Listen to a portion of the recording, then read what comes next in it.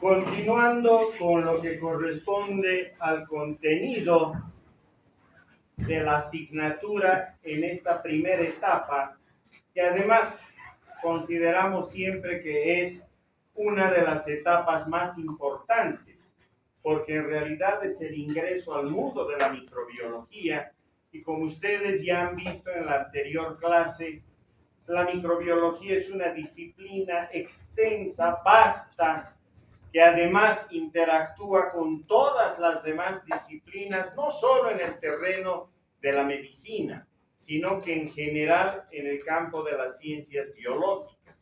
Interactúa en este caso, con el área de bioquímica, farmacia, con odontología, con enfermería. Eso si hablamos desde el punto de vista de las asignaturas o más que nada de las carreras que están en el área de la salud. Pero no solo es eso. La microbiología es uno de los cimientos de la biología como tal. Pero además, hoy por hoy, la microbiología es parte importantísima de otras disciplinas como son, por ejemplo, la paleontología e inclusive la propia arqueología. Ni qué decir cuando se estudia la geología, donde la microbiología tiene un carácter fundamental. Por eso es de que consideramos nosotros de que revisar estos aspectos tienen importancia, porque en realidad nos muestran dónde y cómo interactúa esta disciplina y desde dónde viene.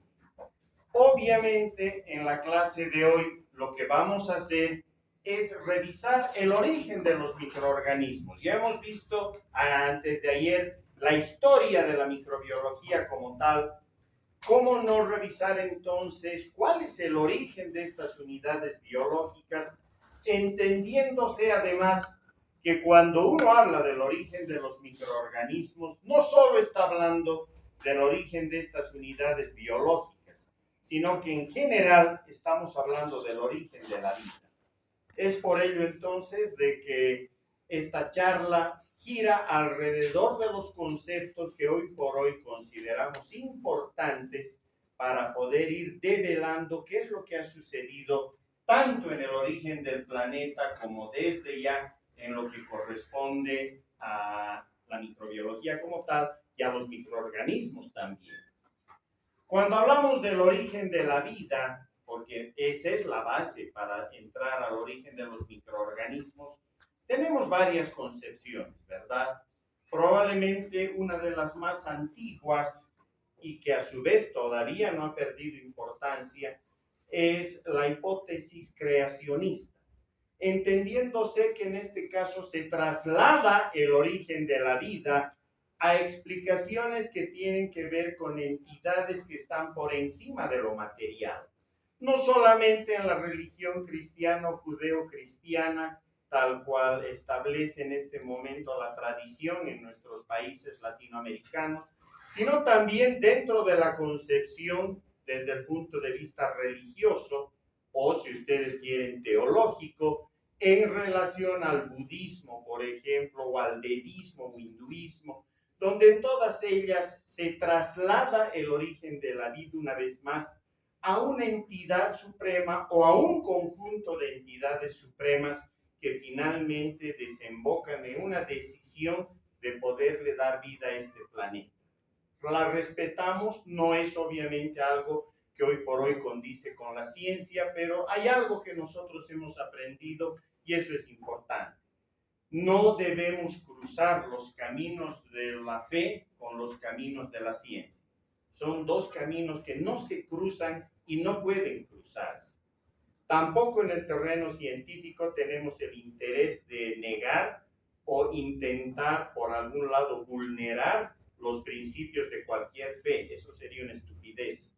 Habida cuenta de que se respeta la fe de cada persona y además esto tiene que ser practicante desde el punto de vista de no simplemente decirlo, sino de actuar bajo esa concepción, ¿verdad? Por eso es de que a partir de este momento las próximas ideas que vamos a ir soltando están girando alrededor de hechos. Esa es la diferencia entre lo uno, que es dar la explicación del origen de la vida a entidades superiores, etcétera, que lógicamente están basadas en dogmas. Por ejemplo, la religión judeo y la judeocristiana se basan en la Biblia, y todos sabemos que para quienes practican esta fe, la Biblia es la primera y la última palabra, ¿verdad? No hay discusión al respecto. Eso diferencia a la fe de la ciencia. En la ciencia no hay última palabra. No existe el libro que pueda sustituir por al resto o que por lo menos pueda darnos todas las explicaciones. No es así. La ciencia es una construcción continua, diaria, simplemente de principios que hoy pueden ser verdad y mañana pueden ponerse ya en duda y pasado mañana a lo mejor dejar de surtir efecto. Porque en realidad cuando uno hace ciencia, lo único que quiere hacer es conocer todos los fenómenos que están sucediendo dentro y fuera de nosotros y darles una explicación racional. Eso es todo, ¿de acuerdo? Por eso es, una vez más, y quiero que se interprete muy bien lo que voy a decir, no tocamos más sobre el tema creacionista, se respeta la explicación que a propósito de esto del origen de la vida allí tengan, no hay problema, pero de aquí en adelante nos enfocaremos en aquellos aspectos donde en todo caso la información, los hechos son los que empiezan a llevar la batuta, ¿de acuerdo? Una otra explicación que apareció durante ya si ustedes quieren, lo más importante de la filosofía griega fue la generación espontánea. Y es que al final parecía bastante claro que la vida podía surgir aquí en aquellos entornos en los cuales la experiencia aparente demostraba que esto era posible y era dable. Ellos en su momento, en el momento que estamos hablando en lo que se refiere a toda esa cultura griega que nos han legado, ellos ya bosquejaron, y probablemente antes que ellos hay evidencia al respecto. Inclusive ya los mesopotámicos también tenían conceptos muy similares a propósito de esto, y era que si ustedes podían en su momento almacenar algún material determinado en algún lugar bajo ciertas condiciones, era posible que se pudiera crear la vida. Y esto pues se mantuvo de pie durante muchísimo tiempo. Dense cuenta que esta es la base de la filosofía aristotélica. Aristóteles planteaba como una verdad también la generación espontánea. Imagínense ustedes que ese corpus de conocimiento filosófico aristotélico es probablemente el cuerpo de conocimientos más grande que ha dado la humanidad y el que durante mucho tiempo ha mantenido su vigencia. Aproximadamente 1500, 1600 años, casi 2000 años, la filosofía aristotélica ha sido el eje principal del pensamiento en nuestras sociedades. Y entre estas estaba obviamente esto de la generación espontánea, que si nosotros nos vamos y vamos a tratar de ligar con lo que han visto ustedes hace 2 días atrás, si vamos hasta antes del 1600 e inclusive transcurriendo el 1600 y el 1700 y aún entrando todavía al siglo XIX, las sociedades estaban totalmente convencidas de que el origen de la vida tenía como base fundamental a la generación espontánea. Es más, en las aulas universitarias de Europa por entonces se les enseñaba a todos de que evidentemente si uno colocaba algunas camisas viejas con un poco de trigo en un rincón de la casa donde exista algo de, en todo caso, humedad y calor, si uno iba después de 6, 7, 10 días, ahí se encontraba que ratones habían logrado aparecer por generación espontánea a través de estos materiales. Es más, una de las mentes más brillantes que ha dado la humanidad es la de Isaac Newton, el gran matemático al quien le debemos en todo caso la teoría de la gravedad universal. Él tomaba como cierto que en la China existían algunos árboles que en ciertas épocas del año dejaban caer sus flores al agua y éstas se convertían automáticamente en patos. Y esto se enseñaba en las universidades y de esto se tomaba exámenes. Lógicamente, la generación espontánea parecía que era algo cierto, habida cuenta de que uno podía dejar agua en un frasco al medio ambiente y después de 4, 5, 6 días veía que el agua se empezaba a enturbiar, y más aún si colocaba algunas plantas allí o algunas hojitas, esta agua se empezaba a tornar todavía en algo muchísimo más complejo, ¿verdad? En ese momento recién se estaba empezando a utilizar los instrumentos ópticos, el caso del microscopio, y por eso es que a mediados de 1600 Leeuwenhoek en este tipo de aguas descubre bacterias y descubre protozoarios. Parecía entonces verdad, parecía que solamente era necesario que apareciera una especie de flujo o efluvio que practicase su acción sobre estas aguas y automáticamente aparecía la vida. Alguien se ha de encargar en el 1600 prácticamente de confinar esa idea y atacarla. Ha de ser un médico que a la vez era poeta, estamos hablando en todo caso del doctor Francesco Redi. Él es el primero que ha de dudar de que pudiera la generación espontánea ser cierta. Y lo ha de hacer de una manera muy precisa. Hasta su época se pensaba que si uno dejaba algo de carne sobre una mesa en un plato, transcurrido un tiempo por la putrefacción de este material y por acción de estos efluvios, aparecían primero unos gusanos y luego moscas. Y esta era una receta, si ustedes quieren, para fabricar moscas. Él tuvo a bien dudar de este principio y lo que hizo fue envolver esa carne que estaba en estado o que iba a entrar en estado de putrefacción prácticamente en un trozo de seda, donde esto permitía que quede aislado el trozo de carne y que las moscas que eventualmente se pudieran posar sobre la carne no pudieran hacerlo. Al no hacerlo, aún así la carne se ha de descomponer, pero jamás ha de dar origen ni a larvas de moscas, que eran los gusanos que veían, y menos a moscas. Este experimento tan sencillo era suficiente para derrumbar todo el edificio de la generación espontánea. Lamentablemente estamos todavía en un siglo XVII, entrando al XVIII, donde lamentablemente no existe X, no existe Instagram, no existe nada de lo que hoy por hoy tenemos en las redes sociales, por lo tanto los conocimientos eran de muy limitada difusión, y es por ello que este trabajo prácticamente queda como una anécdota y nada más. Sin embargo, ya pasados en el siglo XIX y entrados al 1800, fines del 1800 y principios del 1900, la duda sigue cuestionando al mundo científico, ¿verdad? ¿Cuál es el origen de la vida? ¿Cómo se pueden formar las estructuras que biológicamente las conocemos? Y una potencial explicación también ha de surgir a partir de lo que se conoció como el fenómeno o el efecto de la panspermia, ¿verdad?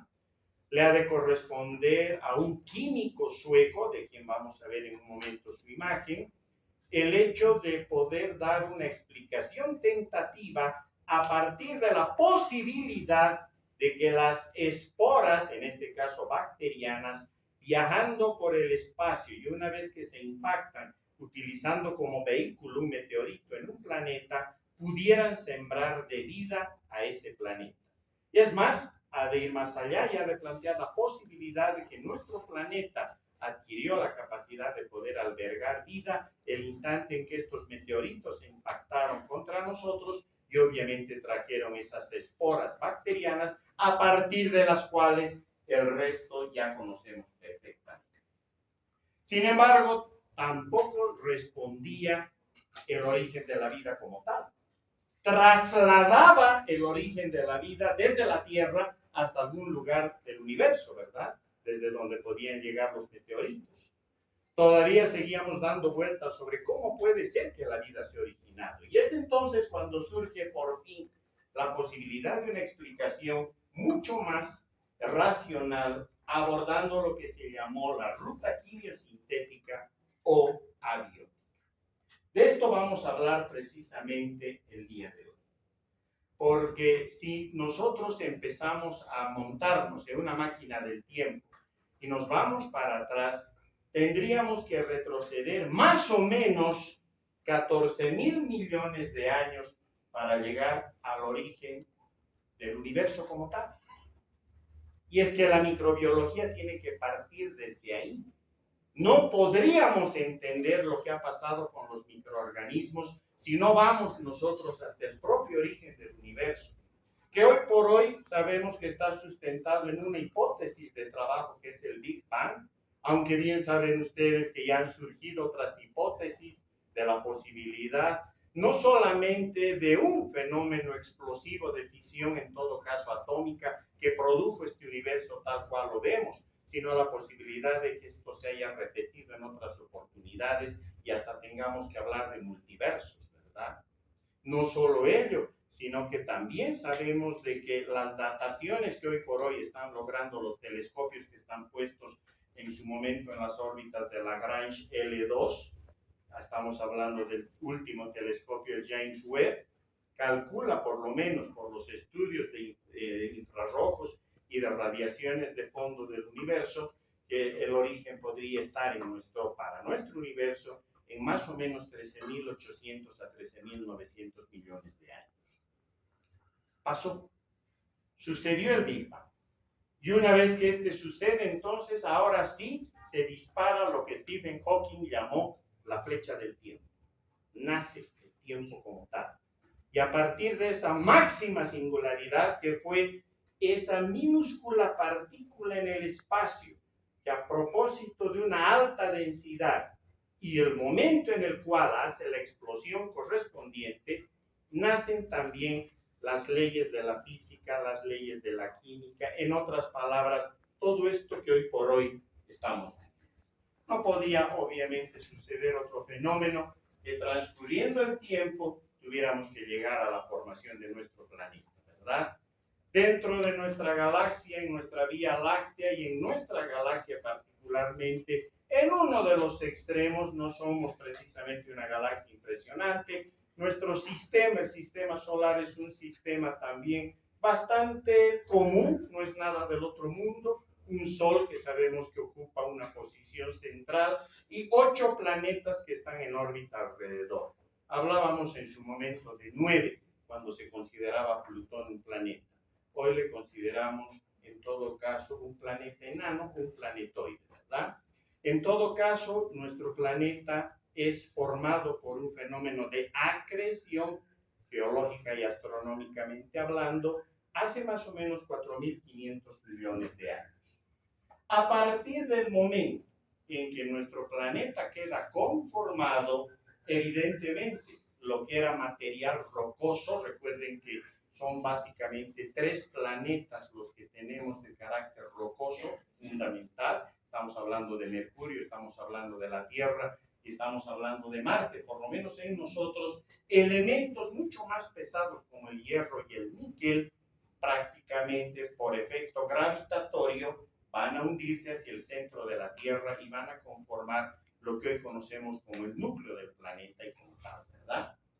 Nuestro planeta conformado, ahora sí, ha de sufrir un bombardeo de meteoritos y de cometas. En estos ha de llegar el agua con seguridad, transportada ya sea en meteoritos o ya sea transportada por meteoros en este caso cometas, que se estrellaron sobre la superficie del planeta. No hay que olvidarse que además este planeta estaba caldeado, sometido a un vulcanismo impresionante, volcanes que están prácticamente actuando en todo lo que es, en este caso, la geografía dispersa de este planeta primitivo, donde lógicamente todavía no hay oxígeno. Su atmósfera es altamente reductora, es una atmósfera que está conformada básicamente por hidrógeno, por gases de metano, por otro lado probablemente amoníaco, y quién sabe algo de anhídrido carbónico, ¿verdad? Esa era la atmósfera primitiva. Y la pregunta lógica es, ¿y cómo podemos saber esto si nosotros no estuvimos presentes en ese instante? Hoy sabemos de que en los planetas que son nuestros vecinos y mirando para otros sistemas y otras galaxias, sabemos que los planetas que están en todo caso en etapa primaria evidentemente presentan este tipo de atmósferas. Y por lo tanto, obviamente, estamos autorizados a pensar que este tipo de atmósferas también se tendrían que haber presentado en el nuestro. Pero no solo es ello, ¿verdad? Ese vulcanismo intenso, con todo ese manejo que se empezó a realizar en la química del planeta, promovió de que se empiece a organizar el sustrato necesario para como que eventualmente los elementos químicos empiecen a interactuar entre sí. Esa capacidad nos permite entonces, desde el punto de vista físico-químico, poder mirar que antes que cualquier fenómeno evolutivo biológico, hasta aquí no hay nada de biología, en todo caso sería un fenómeno de evolución química. A partir de esa evolución química, pues evidentemente ahora sí están los elementos necesarios, están conformados, están interactuando entre sí y estamos listos como para poder ingresar a ver qué puede haber sucedido. Nunca vamos a plantear una hipótesis definitiva, vuelvo a repetir, no sería científico. Nuestras hipótesis son de estudio, de trabajo, en otras palabras, explicaciones tentativas, las cuales solo buscan ser confirmadas. Algunas podrán ser confirmadas eventualmente, quién sabe, por la ruta experimental en los laboratorios. En otros casos, ahora que estamos próximos a poder llegar a Marte, el hecho de poder estudiar meteoritos con satélites que ya se pueden desplazar hasta ellos y recoger muestras y poderlas estudiar, ¿verdad? En otras palabras, hasta aquí estamos trabajando siempre con hipótesis que solo tienen un carácter tentativo, pero son las que más se ajustan a lo que eventualmente pudo haber sucedido. Y esto ya a inicios del 1900, concretamente en la segunda década del 1900, ha de tener una representación importantísima. En el trabajo de un ruso, Oparin, pero también a partir del trabajo de un británico, Haldane. Ellos son los que han de proponer precisamente esa evolución química como primer paso en el planeta, para que eventualmente después pueda debutar la vida en este planeta a partir de las interacciones químicas que eventualmente se pudieran haber dado, y además empieza por fin a hablarse de esto que hoy por hoy lo hablamos tanto, esa sopa primitiva, esa sopa primordial, ese caldo primordial que prácticamente correspondería a esos océanos primitivos o a esas colecciones de agua localizadas en algunas regiones geográficas y a las que los elementos químicos que interactuaron formaron las moléculas necesarias a partir de las cuales eventualmente se pudo haber dado el salto hacia lo que hoy llamamos como vida.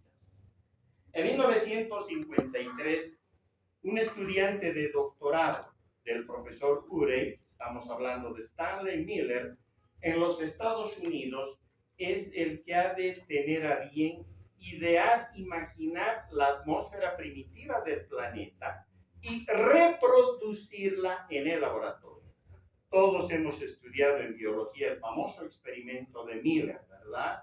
Y cómo este experimento eventualmente dio resultados con los cuales la ciencia se transformó. Hablaremos de esto en un segundo más. En 1965, Sidney Fox propone, porque laboratorialmente ha de encontrar esta opción, la formación de microesferas, lo que también se llamaron los coacervados, mismos que ya planteó teóricamente Oparin, y que en realidad correspondían a sistemas de membranas donde los lípidos y las proteínas podían interactuar y podían delimitar un contenido. Por lo tanto, estamos hablando de un continente que está representado por estas membranas conformadas por lípidos y proteínas y un contenido que eventualmente puede ya empezar a ser observado como lo que ahora conocemos como citoplasma. En la década de los 80, David Dimmer también ha de proponer la estructuración de estas esferas de lípidos que además él logra encontrar laboratorialmente que tienen la capacidad de poder aceptar, de poder en todo caso internalizar nucleótidos. Sí, esos nucleótidos que ustedes han estudiado como base de la genética y que sabemos que conforman el DNA o el RNA. Por lo tanto, estas membranas tenían, las que estudió Dimer, tenían la capacidad de poder incorporar o internalizar precisamente nucleótidos en su interior. Casi uno estaría tentado en este momento de decir, ahí está, miren qué fácil, ya está la explicación del origen de la vida. Pero no, una vez más, eso no sería ser científico, ¿verdad? Hasta aquí son experimentos aislados, son experimentos bajo circunstancias muy controladas, son experimentos que están siguiendo todavía a ciegas pautas y que recién están estructurando el panorama que ahora conocemos. Por lo tanto, una cosa es tener la formación, por ejemplo, de aminoácidos y de algunas membranas, pero entre estas y una primera célula como tal, la primera célula primitiva, a la que se le ha llamado eucariota, lógicamente a ese tipo de célula la separa una distancia pero abismal entre lo que todavía es simplemente inorgánico con su salto hacia lo orgánico, ¿de acuerdo? Pero no queda ahí, porque en realidad hablar de los orígenes de estas células, más allá de esa que llamaron eucariota, ahora preferimos llamarla Luca, porque Luca es el último ancestro, y así le denominamos, que fue común a la formación de todas las células desde el punto de vista biológico. En otras palabras, en ese gran laboratorio de esas aguas primitivas, probablemente incluso en algunos sectores donde el agua tenía temperaturas más altas, aguas que estaban seguramente cercanas a regiones volcánicas, o en el océano, como vamos a ver en las grandes dorsales del océano donde están las fumarolas, precisamente se formaron por ensayo-error una serie de estructuras de las cuales no sabemos absolutamente nada y presuponemos que no pudieron alcanzar la capacidad de poder sobrevivir. Algunas lo hicieron. ¿Quién sabe una? A esa le llamamos Luca, porque es el último ancestro a partir del cual, si nosotros ponemos la máquina ahora para adelante, viene todo lo que significaría el origen de células vegetales, animales y obviamente algunas otras en el terreno de las bacterias, como vamos a observar más adelante. También en la década de los 80, Thomas Sech, premio Nobel, demuestra que algunas moléculas de RNA no solamente transmiten información genética, desde el DNA, en nuestro caso hacia los ribosomas, ¿verdad? Sino que además había que pensar aquello de qué fue primero, el huevo o la gallina. Y aquí había que pensar qué fue primero, el DNA o el RNA. Si nos guiáramos por experimentos muy sencillos y solo con explicaciones hasta aquí muy parciales, creeríamos que primero fue el DNA. Obviamente el DNA dio origen al RNA para que éste se copie la información desde el DNA y se la lleve hacia los ribosomas, ¿verdad?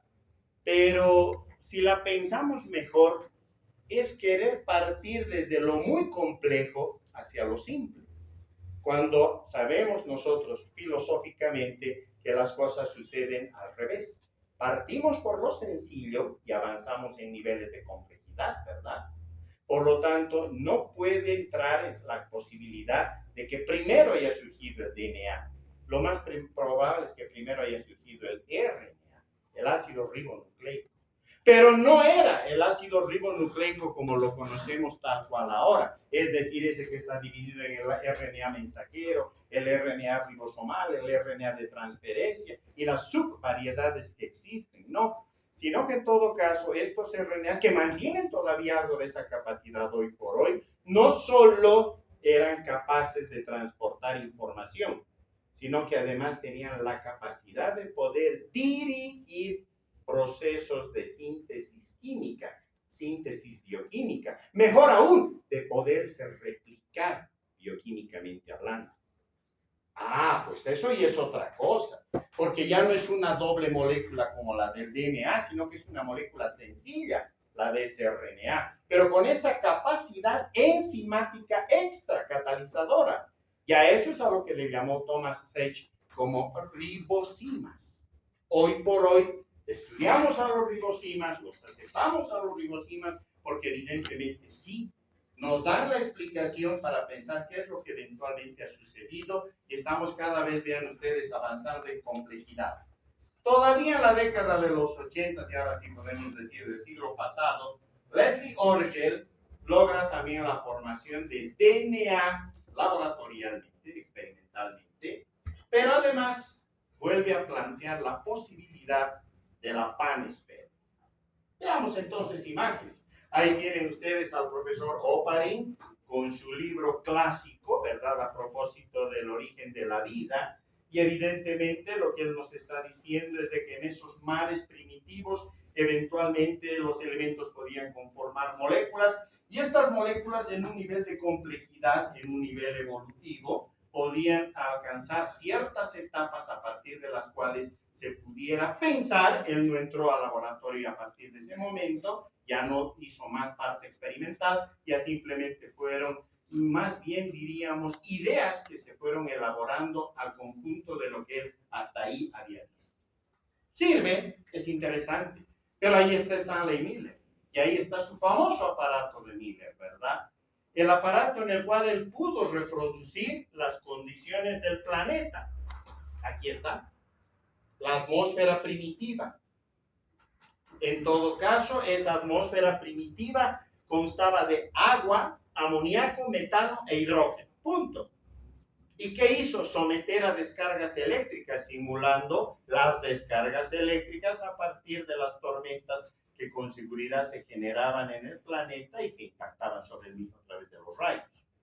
En trampas en las cuales iba girando todo esto, él podía paulatinamente y pasar el tiempo, ir todo el material que iba circulando, estudiándolo a partir de su captura como tal.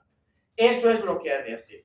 Y el momento en que este experimento llega al cuarto día, empieza a observar en lo que se atrapaba en estas trampas y las estudiaba luego para identificar qué se había conformado, aparece lo que ustedes están viendo. En otras palabras, hay formación, por ejemplo, de ácido fórmico, que ustedes por su química básica saben de qué estamos hablando, de ácido acético, de ácido carbonílico, por ejemplo, entre otros también el ácido glicocólico, el ácido láctico y el ácido succínico. Pero no solo eso, sino que también se forman adenina, guanina, se forma la xantina, se puede formar citosina y también uracilo. Y también encuentran en esas trampas aminoácidos del tipo de la glicina, la alanina, etc. Por eso es de que este experimento de Miller dio la vuelta por completo a lo que hasta entonces conocíamos en ciencias biológicas. Se pudo comprobar entonces que no era difícil conformar estos elementos que están actuando ya más allá de elementos, estas moléculas que se convierten en ladrillos, ¿verdad? A partir de los cuales podemos construir ácidos grasos, podemos construir hidratos de carbono y podemos construir proteínas. Eso en realidad es lo que empezó a suceder.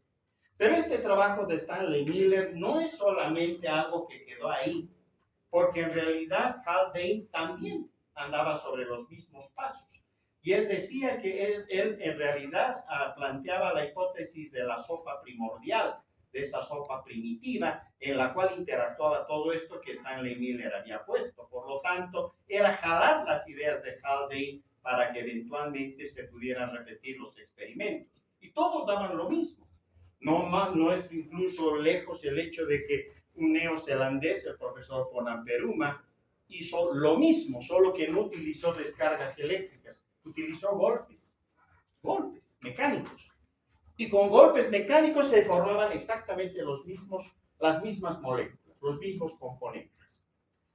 Otros, en lugar de utilizar las descargas eléctricas, utilizaron radiación de luz ultravioleta, obviamente simulando la luz ultravioleta que caía directamente desde el sol. No hay oxígeno todavía, ¿verdad? Por lo tanto, pasa la luz ultravioleta sin problemas y lo que sucede es la formación exactamente de las mismas moléculas. Por lo tanto, la posibilidad de que abióticamente, ¿recuerdan? O si ustedes quieren, quimiosintéticamente, era posible formar aquellas moléculas que las conocemos hoy por hoy como básicas para poder establecer las cadenas de la vida. No están todavía las células. Sería una barbaridad decir, y ahí están las células. Falso. Solamente estaban las estructuras, los ladrillos, los sillares de esas moléculas que eventualmente después se podrían utilizar. Y precisamente estamos viendo al profesor Sidney Fox cuando propone el sistema de las microesferas a propósito de las membranas que tenían esa capacidad inclusive de poder atrapar lo que decía David Digger, incluso nucleótidos. Ahí está David Digger. Ha sido el ARN entonces la primera molécula autorreproductora, pues están viendo al profesor Thomas Sech, y evidentemente sí, porque siempre se ha hablado a propósito del dogma del central de la biología, mal llamado, ¿verdad? Porque en ciencias no utilizamos el término dogma, pero quien lo propuso y después reconoció su equivocación fue el profesor Francis Crick, a quien están viendo en imágenes. Sí, el mismo que trabajara con Watson y juntos descubrieron la doble hélice del DNA, cosa que veremos en genética. ¿De acuerdo? ¿Qué dice ese dogma, mal llamado dogma? Que la información va del DNA al RNA, como están viendo, y del RNA obviamente sirve esa información para poder lograr la síntesis de proteínas. Es decir, la información va en un sentido, no puede ir al sentido inverso, no puede ir información desde las proteínas, desde los aminoácidos, no puede ir hacia el RNA y regresar al DNA. Eso sería ir en contra de un principio que hoy sabemos que es universal. Por eso le llamaron dogma. Pero hasta esto ya ha sido perforado a partir de las estructuras que se han ido descubriendo en estos últimos tiempos. Hace no más de 6 meses se han encontrado unidades conformadas por proteínas y que tienen la capacidad de poder actuar como material genético. Se llaman los obeliscos y son muy similares a los virus, solo que son mucho más pequeños. Con lo cual esto se cayó, vean, ese dogma se cayó. ¿Listo? Pero lo mantenemos todavía no en el criterio de dogma, sino como un sistema funcional del material sobre el cual actúa la información para poder sintetizar proteínas. Y ahí están los ribosimas, que les decía, en todo caso se han convertido en la explicación más sólida, porque lógicamente se las ha estudiado bastante y lógicamente nos dan la explicación de la posibilidad de poder entrar a mirar desde esa perspectiva el origen del RNA y después del DNA. O sea que dicho de una manera más sencilla, el DNA probablemente no es nada más que el invento del RNA para perpetuar la información genética, ¿verdad? Ahí estaría la explicación. Acá están viendo las páginas de uno de los artículos, de uno de los trabajos más importantes de quien está ahí, don Svante Arrhenius, ese químico sueco que a fines de 1800 y 1900 particularmente trabajando intensamente, él propone lo que decíamos, que la vida llega en forma de esporas al planeta y que obviamente estas esporas son las que siembran vida en los planetas. Nos responde al origen, traslado a otro punto. Pero estamos viendo además en otra imagen al profesor Yarkovsky. El profesor Yarkovsky es quien en su momento emitió una de las hipótesis más importantes de trabajo en el terreno cosmológico, porque él decía que las radiaciones del espacio, al igual que las radiaciones solares, tenían la capacidad de poder en su momento transportar, empujar, si vale el término, diseminarlas en tanto los objetos o la materia que sea impulsada por este tipo de radiaciones tuvieran tamaños o diametrajes muy chicos, menos de medio micrómetro de diámetro. Y obviamente las esporas pueden tener esos diametrajes. Por lo tanto, la posibilidad de que solo esporas, aún ni siquiera sobre meteoritos, simplemente esporas, pudieran vagar por el espacio y ser empujadas, pero no tienen motores, ¿verdad? Entonces, que sean empujadas por el espacio sería producto de las radiaciones que tienen esa capacidad y a lo que se le llama el efecto Yarkovsky. Este otro trabajo también es muy interesante porque está firmado, vean ustedes, por Orgel, Leslie Orgel, que es el que ha de indicar precisamente que hay la posibilidad de que la vida sí se transporte en esporas, no solamente por el espacio como esporas, sino a bordo de meteoritos. Solo que él ha de ir un paso más allá, incluso ha de pensar en una panspermia dirigida, como que alguien en algún punto del universo manda sus esporas de vida a otro planeta para, en todo caso, sembrarlo de vida. Esto ya es más ciencia ficción, pero no por ello Leslie Orgel deja de tener importancia. La vida entonces, como tal, habría empezado en la era precámbrica. Si ustedes observan, en esa era precámbrica, 3.800, 3.500 millones, una vez que se ha formado el planeta, a partir de los 4,5 millones que hemos indicado, la vida ya surge, después de esa evolución química. Y lo ha de hacer en la forma más sencilla, las bacterias, ¿verdad? Ese es el elemento más sencillo. Probablemente las arqueobacterias que van a estudiar en los próximos días, es decir, unidades que no son bacterias, pero las podemos llamar precursoras. Utilizan sistemas de respiración interesantes, utilizan sistemas diferentes en cuanto a llevar su metabolismo, y hablaremos de mucha química cuando entremos a metabolismo bacteriano, porque obviamente sabemos de que a partir de ese instante las bacterias poblaron el planeta. Miles de millones de años el planeta les ha pertenecido. Si hubiéramos tenido que ponerle un nombre en ese momento al planeta, no le hubiéramos puesto el planeta Tierra, le hubiéramos puesto el planeta Bacteria, porque era básicamente bacteriano. ¿Listo? Y desde ya, vean ustedes, el hecho de que algunas de estas bacterias empiecen a mutar y obviamente logren la posibilidad de poder utilizar la luz ultravioleta y actuar sobre materiales inertes como el anhidrido carbónico, y a partir de esto lograr lo que ahora conocemos como fotosíntesis, permitió dar dos pasos importantísimos. Un producto de la fotosíntesis es el oxígeno, ¿verdad? Hasta ahí la atmósfera, hemos dicho, es reductora, no hay oxígeno. Pero en cuanto aparecen estas primeras estructuras que tienen la capacidad de fotosintetizar, que vendrían a ser esas algas primigenias, o arqueobacterias también, desde ya, y que tienen esa capacidad de fotosíntesis, empiezan a liberar oxígeno al medio ambiente. Un oxígeno que es nocivo, es venenoso. La primera, si ustedes quieren, gran destrucción de la vida en el planeta seguro se dio cuando estas estructuras conformaban oxígeno y liberaban a la atmósfera. El oxígeno es tóxico. Por eso es que incluso nuestra actual atmósfera de oxígeno no es del 100%, ¿verdad? Jamás ha de ser del 100%.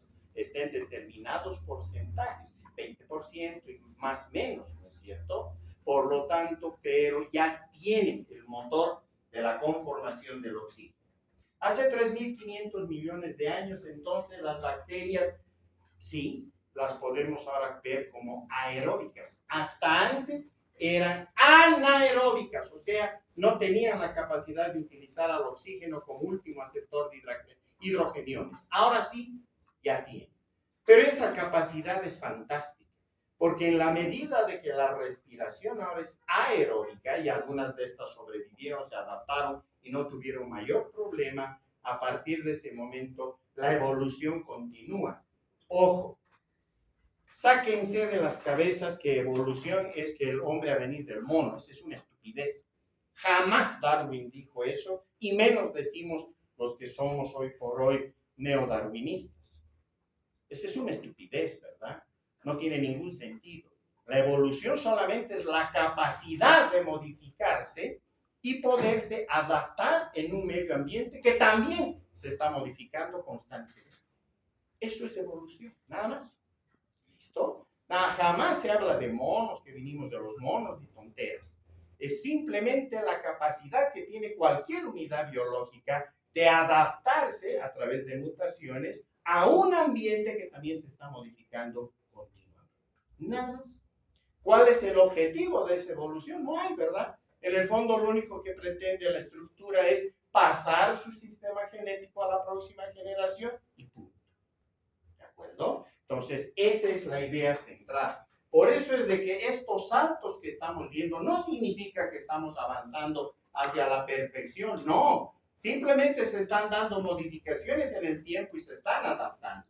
Hace 1.500 millones de años, ahora sí, los protistas, los protozoarios han aparecido.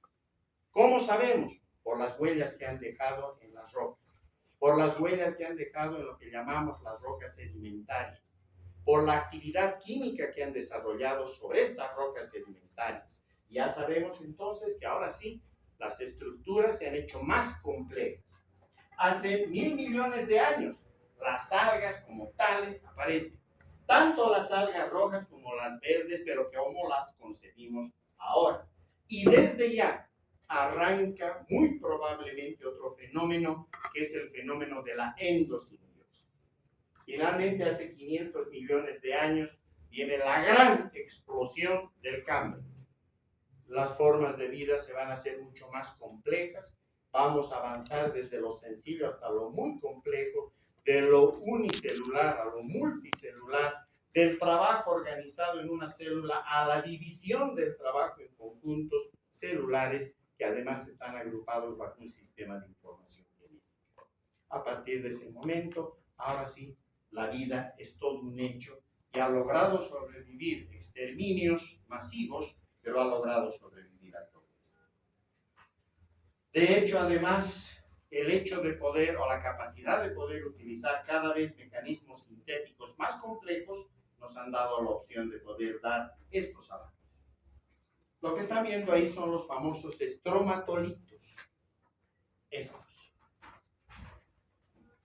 son capas de algas que se encontraban ya sean en los lagos o en los mares primigenios, generalmente cerca a la costa o a las costas, y una vez que estas capas de algas empiezan a morir, entran en fases lógicamente de calcificación, de formación de cristales, y la nueva capa de algas se coloca por encima, utiliza todo lo que está por debajo, y así sucesivamente se van formando estas capas. Estos son los famosos estromatolitos. Hoy por hoy todavía los tenemos, y en varias regiones del planeta. Esto corresponde particularmente a Australia. Si nosotros estudiamos con cuidado estos estromatolitos, es esto lo que vamos a observar, ya microscópicamente, algas. Esas algas son las que nos han permitido ser y estar como somos y donde estamos. De lo contrario, hubiese sido imposible el fenómeno. Pero lo más interesante es que estas imágenes corresponden a estromatolitos muy antiguos, de aproximadamente 2.000 a 1.500 millones de años. Por cortes de microscopía electrónica se ha observado esto. De manera que tenemos la corroboración, por lo menos en imagen, de lo que morfológicamente pudieron haber sido. Pero además, en estos últimos años, surge la otra posibilidad de que complemente el éxito de la vida en el planeta, el hecho de que se utilicen los grandes dorsales del océano, de los océanos en este caso, ¿verdad? Allí donde hay una actividad volcánica muy fuerte o donde las regiones que corresponderían en todo caso a las placas tectónicas están interactuando, se producen estas fumarolas que están viendo en estas imágenes. Liberan mucha cantidad de moléculas, particularmente de azufre, carbono, etcétera, nitrógeno. Y uno diría que a esas profundidades de aproximadamente de 3, 4, 5 kilómetros de profundidad, puede haber vida en lugares donde la luz no llega, en lugares donde aparentemente tampoco tenemos metabolitos sobre los cuales actúan determinadas células o unidades biológicas. E increíblemente, sí se encontraron microorganismos, sí se encontraron macroorganismos, como estos gusanos tubulares, que utilizaban precisamente esas fuentes químicas, una síntesis de tipo netamente químico para poder vivir. Y ni qué decir en el mundo bacteriano. Muchísimas bacterias que tenían la capacidad también de utilizar este tipo de minerales, este tipo de sales y este tipo de productos que venían prácticamente desde el magma de los océanos que están en las grandes dorsales. Así que entonces nuestro árbol genealógico de microorganismos, no necesariamente marinos, cuadra para lo que ustedes quieran, nos permite observar de que tenemos bacterias como tales, tenemos a las arqueas, que son muy primitivas y no necesariamente la forma precursora, probablemente una variante, ¿de acuerdo? Y las eucariotas. Pero miren qué interesante, porque esto que lo hemos visto microbiológicamente, un gran biólogo, Carl Desse, alemán, vamos a ver su foto, él armó en la nueva taxonomía por clados y él dice, ya no tenemos que hablar del reino animal, el reino mineral, el reino vegetal. No, no tiene sentido. ¿De acuerdo? Ni siquiera pensar como Haeckel proponía el reino de los protistas superiores, inferiores, ya no. Él dice, podemos ver que la vida, por lo menos en lo que conocemos en nuestro planeta, está dividido en tres grandes dominios, donde un dominio es el de las bacterias. Parte de estas vamos a estudiar este año, las que nos causan enfermedades. La mayor parte no, porque son medioambientales, ¿de acuerdo? La otra parte, el otro dominio es de las arqueas, que están en los volcanes, en las aguas sulfurosas y a las cuales les debemos el planeta como es. Y el otro dominio son los eucariotas, que ya seguramente han hablado de eucariotas o vamos a hablar más adelante, donde estamos inclusive nosotros. ¿Listo? Están desde los hongos, están los protozoarios, está todo lo que es el bloque vegetal, todo lo que es el bloque animal, y allí, obviamente, entre lo que ya podríamos categorizar como grandes simios, tenemos a los homo, en este caso al Homo sapiens como tal. ¿Listo? Esa es la visión que tenemos hoy por hoy desde el punto de vista de la biología o la microbiología en particular. Este es un grano de arena. Y lo que están viendo ustedes en ese color más o menos verdoso corresponden a las bacterias que están adheridas a ese grano de arena. Se dan cuenta la cantidad inmensa de bacterias que posee este planeta. Por lo menos del 60 al 80% de la biomasa del planeta Tierra está representado por el mundo de los microbios. Ustedes tienen microbios a nivel gastrointestinal, sin eso morirían. Las damitas en el canal vaginal, todos en el canal uretral, tenemos en la cavidad oral y faríngea. Estamos forrados de bacterias y además las tenemos adentro. Por eso es que no permitimos que alguien diga, yo estoy solo en este planeta. Mentira, estás acompañado por miles de millones de bacterias que están dentro de vos y fuera de vos. ¿De acuerdo? Así que entonces cambió nuestra percepción de lo que era la vida y lo que es en sí la biología. Hay elementos interesantes y anecdóticos. Este es el famoso meteorito, el ALH 84001, cayó en la Antártida, venía desde Marte. Y en este se encontró estas imágenes. Cuando vieron esto rápido dijeron, bacterias. Nunca hay que ser tan rápido en ciencias, ¿verdad? Se sometió a muchos estudios y hoy por hoy son dos hipótesis que siguen todavía trabajando. La una de que podría tratarse de fósiles bacterianos. La otra de que podría tratarse simplemente de algunos cristales que no tienen nada que ver con el mundo biológico. Todavía eso sigue en trabajo. Pero salir desde un protobionte o LUCA significa, hemos dicho, evolucionar. Significa avanzar a la complejidad, adaptándose cada vez más a un medio ambiente que es totalmente cambiante. Por eso es de que tenemos desde ese ancestral procariota, LUCA, siguiendo la posibilidad de que se diversifique en una bacteria como tal, eubacteria, o vaya a ser una arqueobacteria.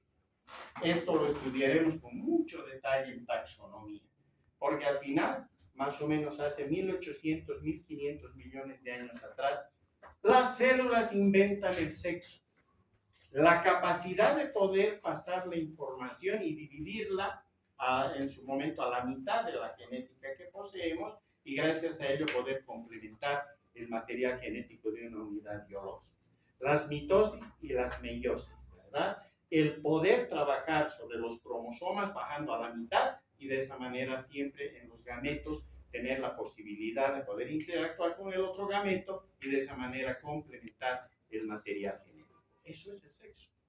Otra cosa es que nosotros le demos connotaciones diferentes, ¿verdad? Al final, desde esas células anaeróbicas primitivas que todavía se mantienen, por si acaso, parte de lo que vamos a estudiar en infecciones corresponde a bacterias anaeróbicas, hasta la endosimbiosis. Dicho rápidamente, es la capacidad que tuvieron algunas células de poder incorporar bacterias. Las mitocondrias que hemos estudiado en citología, hoy sabemos que son bacterias. Quedaron atrapadas dentro de las células, por eso tienen su propio DNA, ¿no es cierto? De hecho, son bacterias especializadas en las respiraciones de tipo aeróbico. Quedaron incorporadas dentro de las células en un proceso de endosimbiosis. Los cloroplastos son bacterias que quedaron incorporadas dentro de células vegetales que les da la capacidad de poder lograr fenómenos fotosintéticos. Este trabajo básicamente se paró sobre la producción científica de esta gran persona y de esta gran profesora universitaria. Estamos hablando de la doctora Lynn Margulis, quien es el que dio tanto impulso a lo que significa la endosimbiosis. Y desde ya, ahí está el profesor Carl Besse, quien armó ahora ese clado de los superdominios y que también terminó de apuntalar el trabajo de la profesora Margulis en el terreno de la endosimbiosis.